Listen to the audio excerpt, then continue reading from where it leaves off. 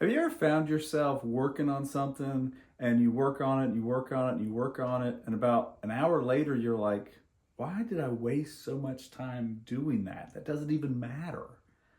Today, we're going to talk about 5 time wasting activities that safety managers must avoid. And trust me, if you're busy, this is one you don't want to miss. As a safety manager, you are busy. And I know that. I know how you feel like you're juggling 15 things at one time. And oftentimes you're not just in charge of safety, you're in charge of HR or maintenance or production or something else. And so you gotta be efficient with your time. One of the best things I ever did was I took a time management course, and it really helped spotlight some of the issues that I was having. And I realized I didn't need more time, I just needed to use my time more efficiently. So I want to talk about 5 things you can do to help you save time during the day. But before I do that, I want to share with you about the OSHA audit course that I have. You see, I've just revamped my OSHA audit course, and this is a course designed to do 2 things. Number one, if you've never had an OSHA audit, this course will help you prepare your company for the OSHA audit. Most OSHA audits are unexpected. You don't know they're coming. And so this course is designed to help you prepare your team. You get your leadership involved, you get your managers involved, and that way they know the roles and responsibilities they need to do if OSHA ever shows up. And plus, it also shows you what to do if any other regulatory agent shows up, like EPA or stormwater or somebody else. So it's a good idea to take this and prepare your team. But the second thing it does is if you've already had an OSHA audit, and if you're like they showed up yesterday and you want to know what to do, this second part of this course actually explains exactly what you need to do when you respond to OSHA after an audit. Everyone worries about the audit, and the beginning of it is emotional, and that's usually the most time-consuming part. Or excuse me, not the most time-consuming. That's usually the most frantic, nervous part. But the most time-consuming part is actually responding to OSHA after the audit.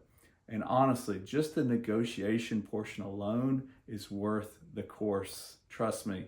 So if you haven't already, check this out. It's on my website, helpwithosha.com. I'll put a little note in the show notes, but this is a great course. Every single manager should go through it. It's just that good. So with that being said, let's talk about the 5 things you must do as a manager, especially a safety manager, to avoid so that you have more time. The first thing on my list is something that a lot of managers fall into, and it's the idea of perfection, specifically being a perfectionist.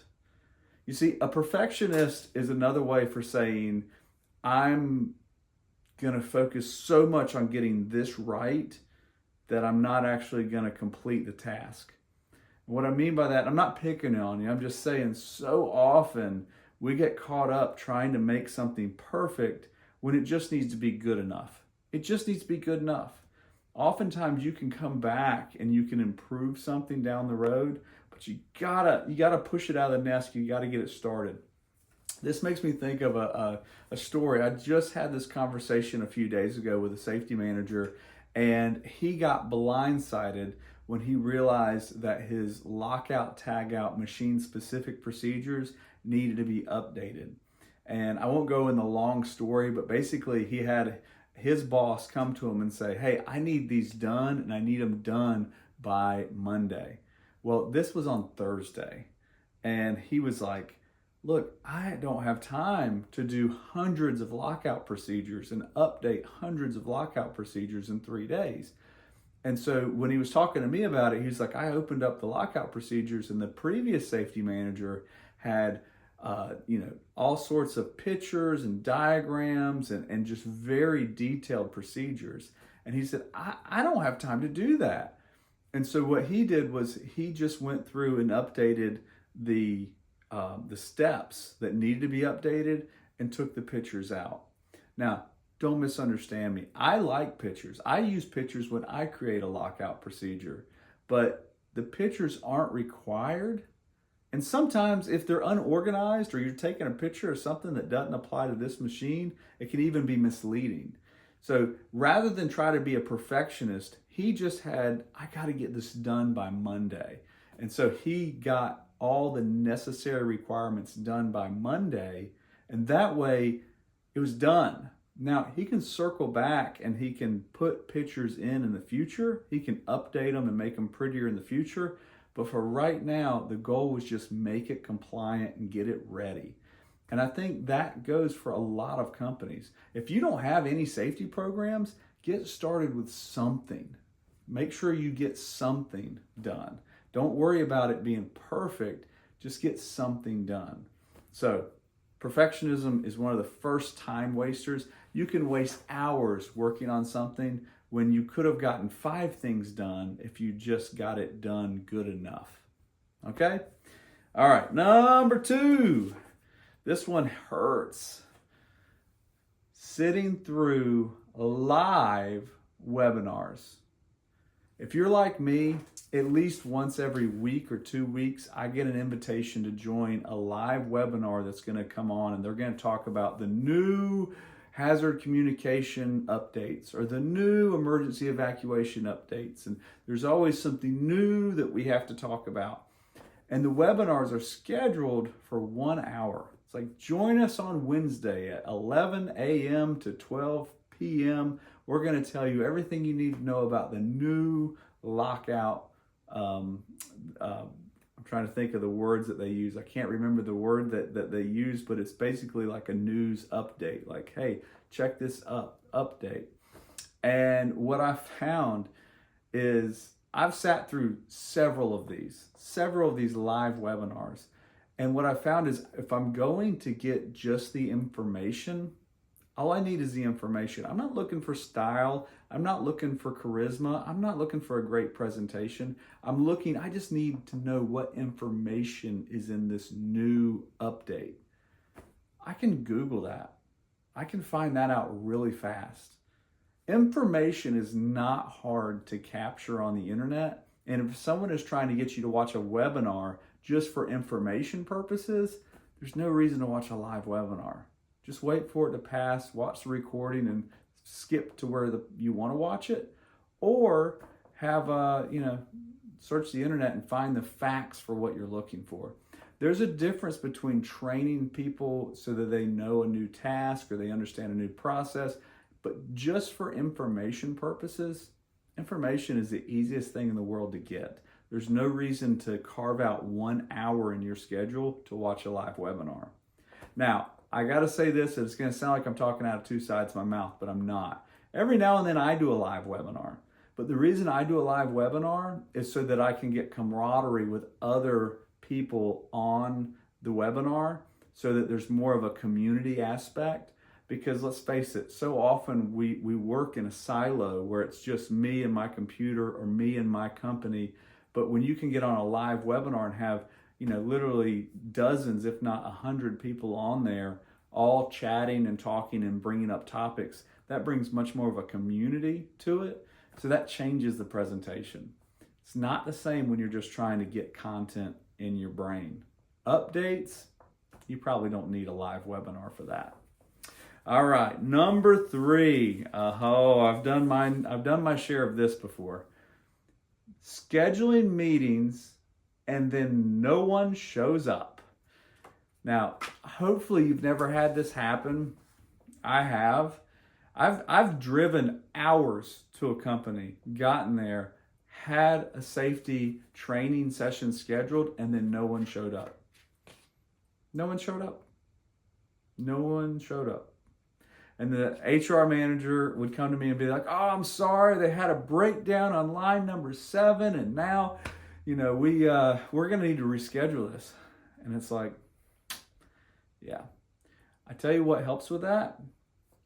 Reminders. Reminders help with that. Now, we live in the 21st century. There's lots of automatic reminders that go through, but I always try to send out an email reminder the morning of a training session. So if you have a safety committee meeting, send out a reminder the morning of. Hey, by the way, guys, we got a safety committee meeting today at 2 p.m. Be on time, be sharp. We're going to get started at 2 o'clock. Have a plan to remind people. because just like you're busy, they're busy. Don't take it personally if they forget. It just happens sometimes. And if something does come up, like, oh man, the machine broke on line 7 and we got to have people, we got to work around that. But it is really pointless to schedule meetings that no one's going to come to because they forget about it. A reminder is a great way to do that. And if it's just a meeting with 2 or 3 people, have a phone call, right? I'm not a big fan of emails for meeting. I'm a fan of emails for content. So if you need to tell somebody something, if I need to tell somebody something, have an email. If we need to have a dialogue, we ought to have an online Zoom meeting or a phone call or something like that. So just a little window into how my brain works. All right, number 4, kind of goes with what I just said. Email responding. Email is a drag. I avoid it as much as possible. In fact, I've gotten now to where I check my email just twice a day, and I don't look forward to it, right? I've never gotten an email that I'm like, that's the best email ever. At least not very often. Usually when I get an email, it's somebody that has a problem and they're trying to give it to me. So don't get bogged down with emails. My rule is if I can avoid email in the morning, I avoid it, because I find email in the morning just kills the rest of my day. The best thing you can do when you come into work is start working.